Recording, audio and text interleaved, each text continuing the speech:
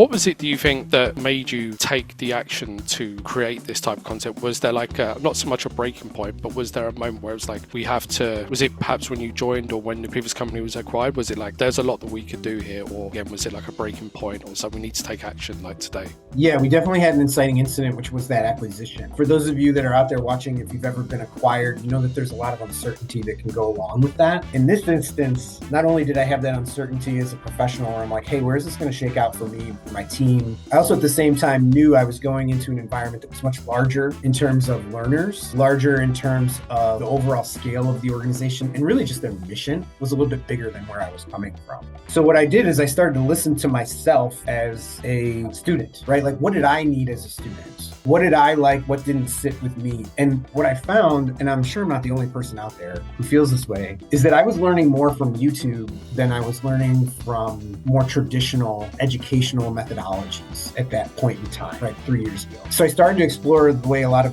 YouTubers were building, their content, let alone educational content for a B2B environment, right? Because we're all people at the end of the day. We follow the trends. The way we use technology in our personal lives is what we bring into the corporate environment. So I started to notice this trend, whether it didn't really matter around the demographics of the learner, right, specifically. I started to notice this trend where things were being created at speed, but still maintaining the message throughout, maintaining their purpose, their rhetorical context. And that's one of the reasons why I started to look for a tool like Pictory.